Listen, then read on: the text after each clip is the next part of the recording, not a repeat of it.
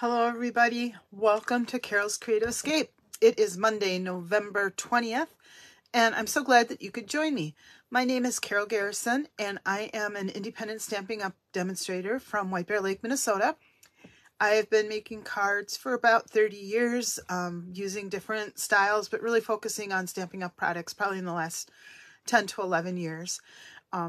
I make cards as a creative outlet, and I do these videos to help you find your creativity and also to help spread joy one card at a time. So I'm hoping that as you see the cards I'm making, that I inspire you to try to create that card, adding your own little flair to it, and then sharing that card with somebody near to you, and being able to spread that joy one card at a time and expand how many people we're touching with our beautiful homemade cards.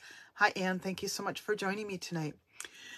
It is, like I said, November 20th, and I hope everybody's had a good past week and that you're heading into the holidays with some plan to share some time with friends or family or, you know, those around you that you get to step out just a little bit with that. Hi, Kim. Thanks for joining me. I spent last weekend, you've heard me talk once or twice probably about my granddaughter Cece, and she turned 2 last week, and so we had a birthday celebration that we got to join her family with, and oh my goodness, 2-year-olds are so much fun. They love ripping those packages open. I think she got a little overwhelmed maybe by everything that headed her way. And she hadn't napped very much, I think, in the last couple days. So by the end of the afternoon, she was kind of ready to have some quiet time. But she had a lot of fun. She got some really fun presents. And it was just great to see that excitement that little kids have for things like that. This week, again, we're going to be spending some time with family and friends, doing a couple different things as we get ready for Thanksgiving. A little fun fact about me, I've never cooked a turkey in my whole life, and I probably won't ever have to cook a turkey. My husband takes over that duty, so I'm very happy about that because I don't like to handle meat, raw meat, a whole lot. So that makes me very happy, and I get to just work on the baking of things for our family celebration. So again, I hope you have some good plans to spend time with friends and family this week as we head into Thanksgiving. And what I'd like to do right now is just excuse me, flip over my camera and start working on my card. So just bear with me as I switch and wiggle the camera around a little bit. There's my lovely ceiling, and I'm trying to make sure that this time I get it put into my phone stand right so that I don't have to worry about what you guys are seeing or not seeing. I had it somehow backwards, and I still haven't figured out how I did that last week because I have never, in all the time I've been doing this, gotten my camera backwards into the stand. But I guess there's a first for everything, so I managed to do it last week. All right, so the card that I'm showing you is one that I saw being done by somebody else who received it from somebody who saw somebody else doing it. One of the things that we talk about a lot in our card, I'm going to fiddle a little bit with my camera here because it looks like I might be just a little bit crooked.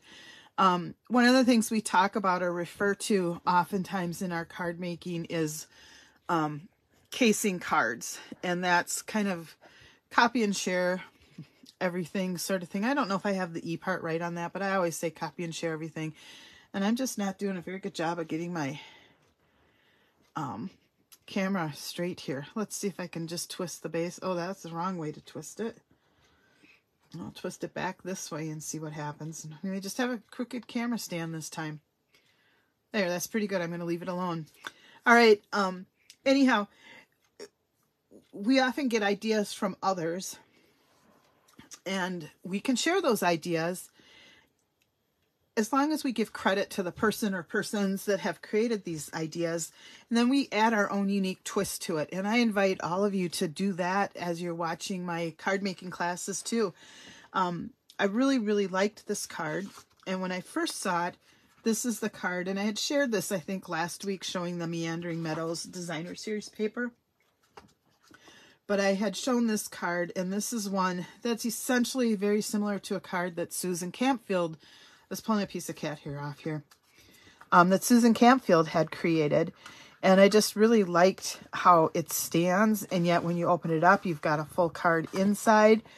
I just think it works out really cool, and we've got so many awesome dies and the 3D embossing folders that can add a lot of flair to the front of your cards as well. And what's neat about this card is it folds flat. It still fits into a regular envelope. You shouldn't need any extra postage. I admit I haven't weighed mine, but we can do that real quick. I just have to remember where I put my scale because, you know, I changed stuff around last week, and I don't remember where I put everything. Ugh. But here it is. I do try to create cards that will always let me, you know, put them in the mail with just regular postage. Oh yeah, this card isn't very heavy at all, and so you'll be able to send it off with no extra postage required either. So that's a win too. But anyhow, I like this card, and what's cool about this is I'm using a designer or a 3D embossing folder, one of our dies, some of the designer series paper, embellishments, and stamps, and that's what gives you this cool looking card. You don't need all of that, but I do like that it kind of touches base on all of the products that we have in a suite. And so tonight I'm going to go back to the very first set of product that I ordered out of the mini catalog when it came out, and that's the Berry Christmas Suite. And I am using a stamp set. I'm using some of the designer series paper, the ribbon. Excuse me, my cold came back too. Hopefully I won't lose my voice this time through. Anyhow, I'm using some of the embellishments that came with that, the ribbon and that sort of thing. So that suite of products is on page 22 and 23, even using that lovely sparkly velvet ribbon. So let me go ahead and show you one more card, and then we'll get started on the one that I'm making. So this is another card that I created. Again, I just fussy cut actually this particular polar bear, but I thought it would be cute to have this scene in a window. We've got the velvet ribbon. I've got some of the sparkly sequins. I've used the stamp. And then when you open it up, I did change my inside a little bit, figuring this is going to be a Christmas card. I want to be able to write a note to who's ever getting it. And so I do have a full piece of basic white cardstock with just a little bit of designer series paper to decorate it. But again, you can see that it stands up on its own. It looks like it's a window, but it'll fold flat. I did put this up on dimensionals, but again, I probably will put something in the front of this one before I mail it to protect it, just because that bow is a little bulky. But I will run it to the post office just to make sure, because I'd hate for this to go out as a Christmas card and have it come back to me. So let me show you real quick how to make this card. And really, when I say real quick, I'm not kidding. It looks... So many of the cards that I make, my goal is to make them wow cards without the effort that it takes to get a wow card, and I think this fits that category.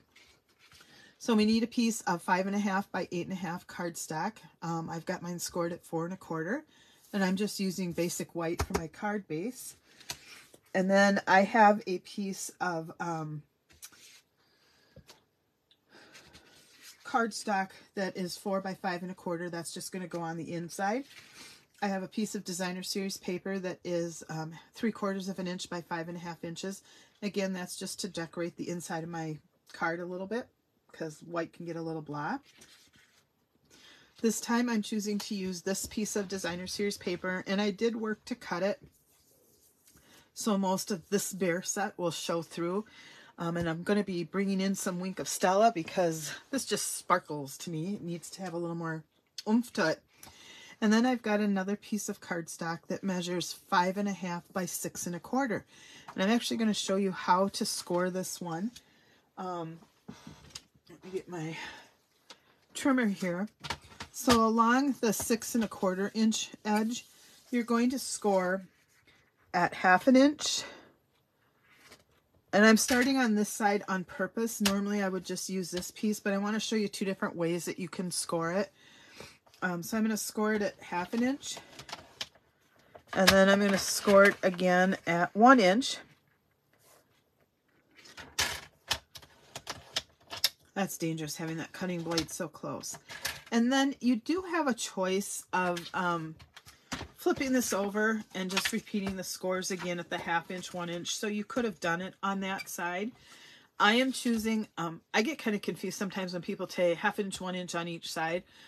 For some reason, it's easier for me to kind of oh, I can't say that word. We're just going to skip that word. Whatever. Sometimes it's easier for me just to keep sliding this card across. So you can either score it at 1/2 inch and 1 inch on both sides, or you can just keep marching up your scoring tool and go to 5.5 inches. Oh, I want to make sure I've got that one right. I don't. I'm glad I checked. I want to go to 5 3/4 inches and then 5 1/4. Whew. All right. Yeah, I was off by 1/4 inch. That could have been bad. So I'm going to start at 5 1/4 inches. That gives me one more scoring line, and then go to 5 3/4, which will give me that second 1/2 inch scoring. You do what works best for you. Usually for me, like I said, just kind of keeping it going across my board works better, even if I can't think of what that word is that I'm trying to go for. I'm going to set that down, and then this piece on here, you can tell I embossed it with the 3D embossing folder that has the snowflakes on it, and then I've also cut it out with this die, and that particular die comes from the Garden Meadows dies. And so I'm just real quick, it's one piece, it cuts, so you do end up with a border on whatever you've cut, and then you get this cool inside piece as well that has a border around it too. So let's go ahead and cut this out, and then I'm going to run it through the embossing folder, and I'll show you how I line it up, because the folder isn't wide enough to get everything, but it works. I'll show you what I do.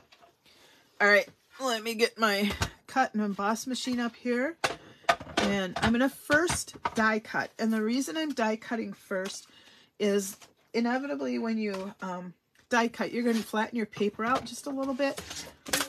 Whoops, there goes my stuff crashing to the floor. And so in order to not flatten out that 3D embossing folder, I am just going to take my die. I want to make sure you can see what I'm doing, and I'm going to center it kind of up and down and left and right between those score lines that I've got. And that looks pretty good. Now, one thing I don't like to do is risk having this move, and so I just always have some rolls of old washi tape. Most of it's retired, and I can just secure it lightly in one spot. I don't press down too hard because there'll be some additional pressure applied when I run it through the cutting machine here too, and I just don't want it to stick super hard. So I'll line up my much loved, whoops, I did this last week too, Carole. When I'm using this, I have to add the shim that fell to the floor as part of the layer. Otherwise it's not thick enough and it's not going to cut for me. So now that I've added that shim, I can once again crank her through, and much better. Now I can feel it actually hitting and the pressure going through. Don't worry about that loud popping noise. That's actually a good sound to have when you're die cutting, because it means it's really getting through and putting a little bit of pressure on. Okay, so then I can just remove that washi tape, and I usually just stick it on top of my machine here because I can use it a couple times, but you can see how it cuts that edge on this piece, as well as a slightly bigger line going around on this piece. A couple of these now, I've got to figure out what I'm going to do with them, but for right now, that works. Okay, then the next thing that I'm going to do is I'm using this beautiful 3D embossing folder. It's got snowflakes. It kind of reminds me of the Softly Falling embossing folder that we had a couple years ago. Only this one actually has snowflakes on it in addition to the dots of snow coming down. And it's just called Snowflake Sky 3D. And so what I'm going to do, remember this piece was 6 1/4 inches. I am just going to line this up so that the top of my snowfall, where it's heaviest, is going to be at the top of my frame. And then I am going to have the bottom of my frame be where there's less snow. I've kind of gone back and forth on which way it should be, but this is how it's pictured in the catalog, so I'm just not going to worry about it and go with it like this. I use this black line here just to kind of help line up and make sure I've got it straight. And then I am going to just center this piece of paper so that I've got roughly the same amount of the cardstock showing through on either side. And gosh, I'm going to set it to the side because I'm having a hard time. I'm not really seeing it through my camera. So I'm just going to line it up and then I'll show you what I did. It doesn't want to be straight. There we go. So I've just got pretty much the same. It's not precise, but close to the same amount of cardstock showing through on either side. And then I'm turning it. Normally when I run my dies or my 3D embossing folders through, I'll always have that folded edge, the seam, go through my folder like this. But in this one, because I've got that paper and I don't want to risk having it get bent, I am going to shove it through this way, just being careful that I don't have that edge too close, that it's going to rub against the side, because that's where you can sometimes damage those folders. And then I'm going to use my gray plate, or the number 4 plate, to add the right amount of thickness for this embossing folder. And I'll run that through. And now I've got my embossing on the front of my card, so it's going to decorate that. And I can still see my score lines, so I haven't flattened those out completely. So let me get this thing out of the way. I love how it folds up, so it's easy to kind of get things out of the way. But I am totally taking it off my work surface because what you can't see off camera is a big mess. I don't have a lot of working room outside of this little square kind of that I have. I'm sure there's more of you out there like that too, but that doesn't excuse me, that doesn't mean we want everybody to see our mess, right? All right, then I'm going to fold this over. Now I'm having a slightly hard time. There it is.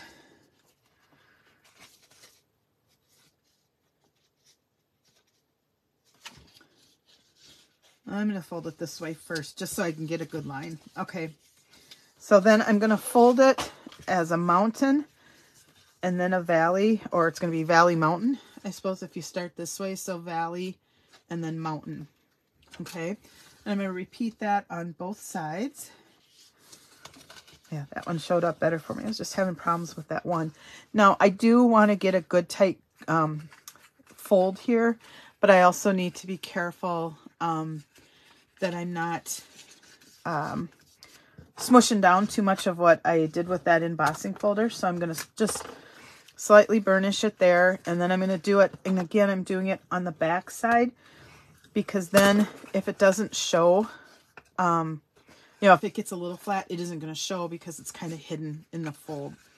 Hopefully that makes sense. So again, I'm going to come back here on the back side of that and burnish it because I do want good crisp fold there.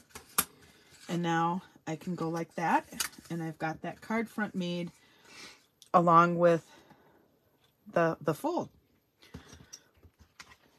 All right, let me set those tools aside. We can just lay that one down for right now. And then the next thing I'm going to do is just put my card base together, and I will burnish that as well. And I'm going to go ahead and decorate the inside of my card. Because I'm going to be sending these out, I'm not going to put any sentiments on the inside because I do want to be able to write Christmas note to the recipients. And so I'm just going to put some adhesive down this strip and line that up in the corner here. And I'm going to go down the side of the paper, and it looks like it's hanging over just a little teeny bit. That's fine, unless you're me, and then you got to trim it off. Okay. And then I'm just going to adhere this to the inside of my card. Again, I'm keeping this part kind of simple because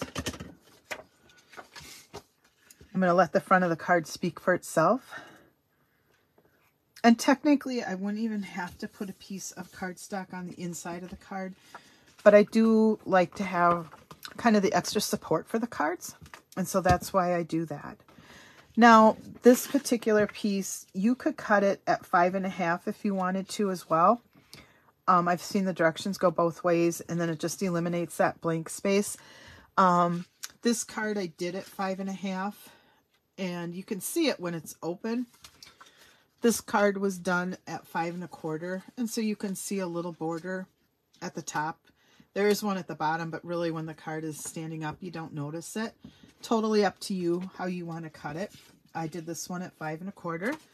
And again, now I am just going to put adhesive on the back of the designer series paper. And I'm going to, oh, I didn't do a very nice job of folding that, did I? Let's see if I can fix it. And if not, we're going to live with it. That's all right. But I think I can straighten it out just a little bit. Okay. And then I am going to carefully place this onto my paper. A trick I picked up from another demonstrator is if you look at opposite corners and have those set up evenly, then these corners will be as well. So just look at like these two or these two corners and make sure you have pretty much even spacing there, and the other two will naturally follow. It does work very well, and I do have a piece of sticky stuff there. All right, now to put this piece on, I think you can see where I'm going with it. We're just going to set that on top there. One of the things I'm going to do, because I like Wink of Stella, and I think this card could go with a little more pizzazz, I'm going to add a little more juice to my pen here. And I like to do that on scrap paper rather than on my actual paper, because I don't want to get a big blob of stuff on here. So I think I said at the beginning, this is one of those cards that has kind of been cased from one person to another. I saw this originally with Susan Campfield. She got her idea from one of her downline, Carole Rosengren, who got this idea from another stamper by the name of Linda Bowen, or Bowen. I'm not sure how to pronounce her last name. And so this is just a great example of how we can inspire each other with our creativity and still make cards that are unique to us. And so I am adding quite a bit of Wink of Stella on here because they're glaciers, and like glaciers should sparkle, I think.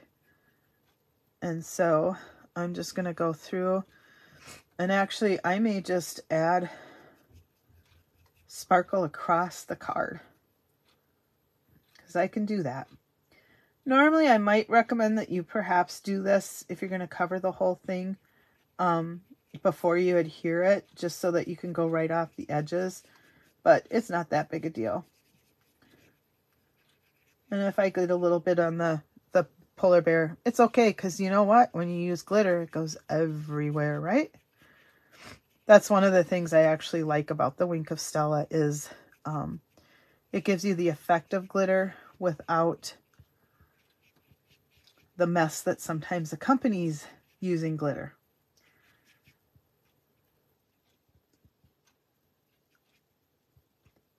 I had one project that we did when I was a Girl Scout leader, and I remember leaving a huge mess of glitter behind for the school janitor because we met at our local grade school.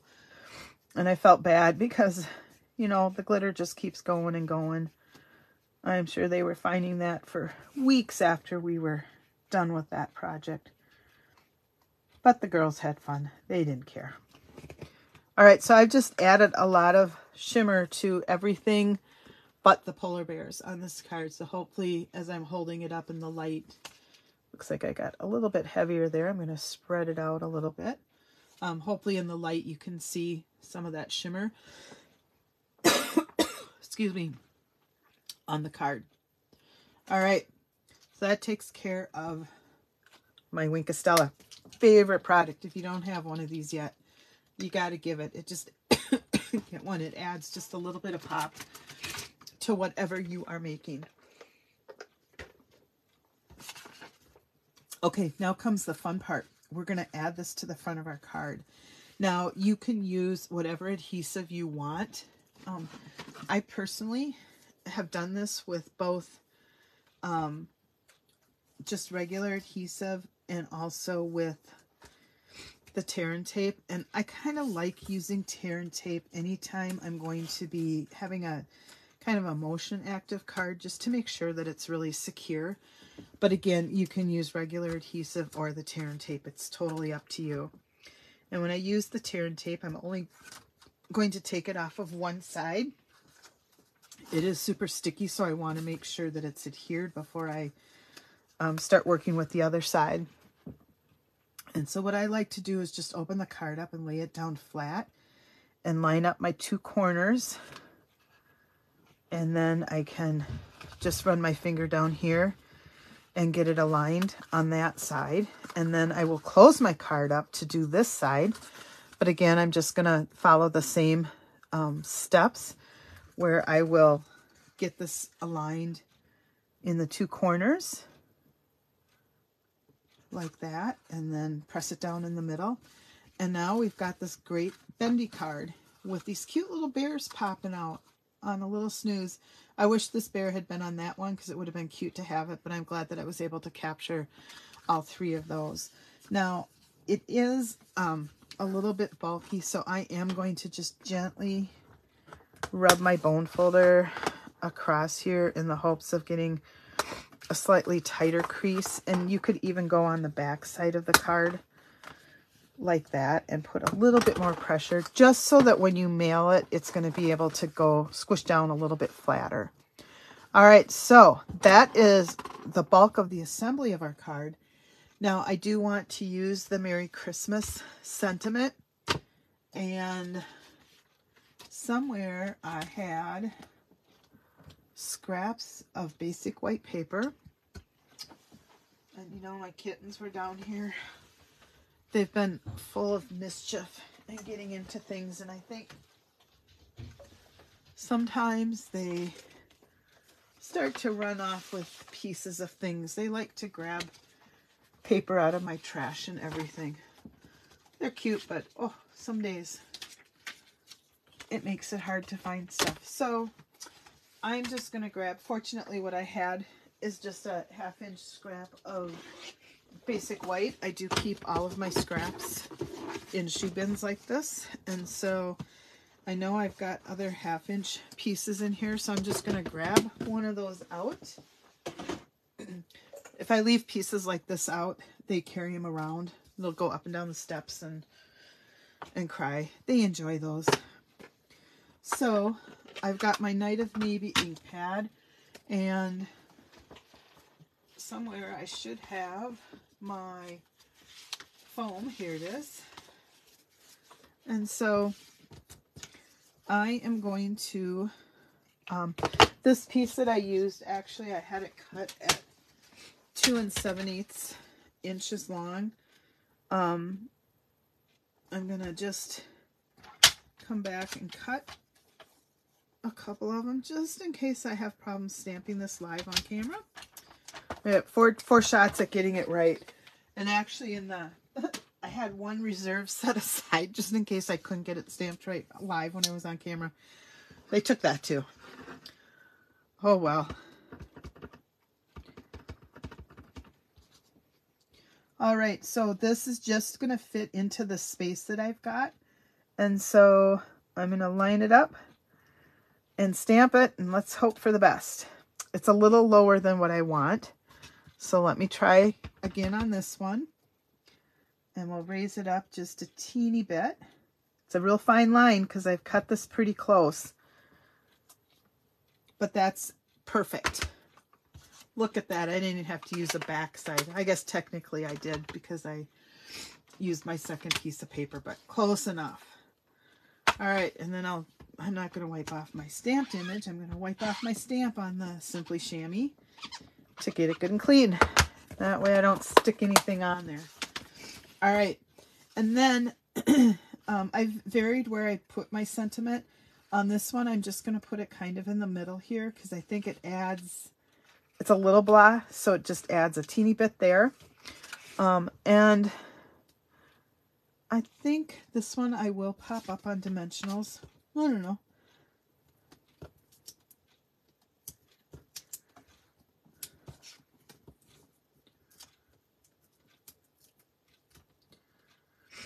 So here in Minnesota, we've had one little bit of snow on Halloween. We haven't had any more snow to speak of.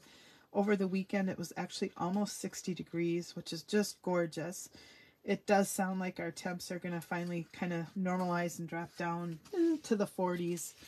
Hopefully, we've seen the last of the leaves falling off our trees so that the raking we did this weekend has taken care of that part for us anyway, but who knows, we may have one more shot at raking leaves. Yay.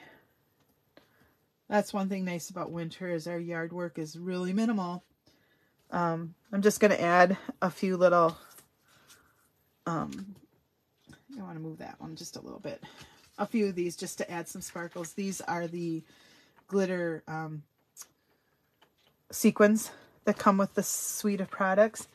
And then I do want to include a bow here. And this is that lovely velvet bow. It's sparkle ribbon. And it's kind of a balmy blue color. The one problem that I have with this ribbon is that it's kind of one-sided. So, excuse me, when you tie bows, you can end up with half of it looking like this and half looking like that. So the workaround that I do with this is I just kind of do a knot bow. And so I cut off a chunk of ribbon and I carefully knot it. But instead of just pulling, because then I'm going to have still that half blue, half white, when I get the tail of it through, I'm going to twist. All right, I got to start over now because now I'm going to. Usually I don't cut it off the roll. I don't know why I did just now. I'm going to take it and tuck it in. But as I'm tucking it, I'm going to make sure that that velvet side stays on top. And then when I pull on the tails, come on, this one twisted on me now. When I pull on the tails, it's going to keep all of the velvet pieces on the top, just because I twisted that one a little bit. Hopefully that makes sense. And then I'll just trim the edges a little bit.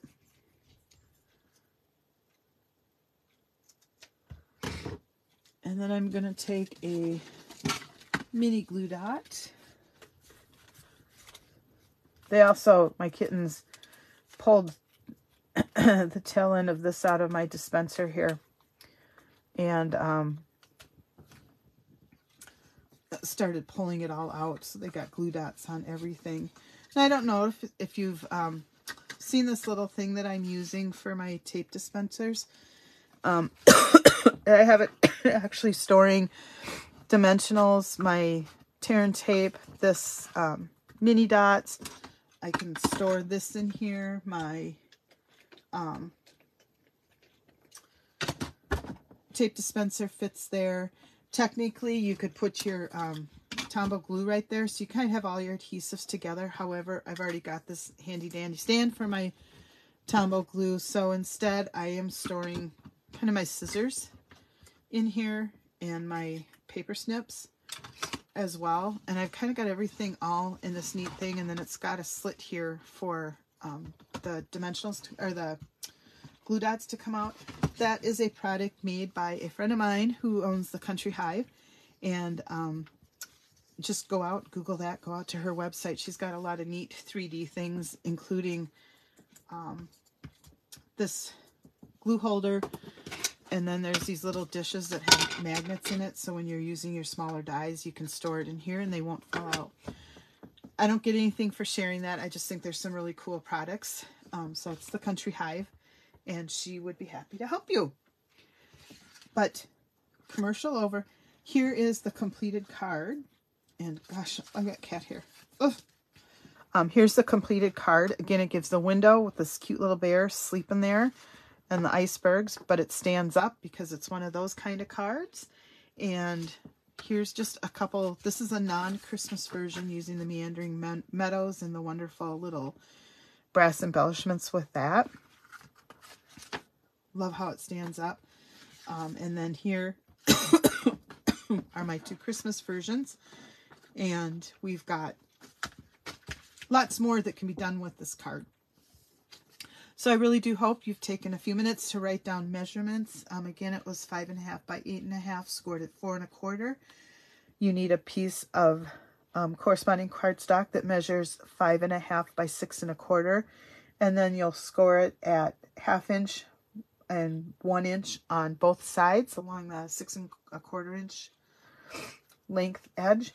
And that is 1/2 inch, 1 inch, 5 5 1/4 and 5 3/4 inches if you like to just slide it along like I do. But there you go. Fun card to make. Enjoy. I hope you give it a try. I think you'll be surprised at how easy it really is. Take care, everyone. Have a good Thanksgiving, and we'll see you all next week. Bye-bye.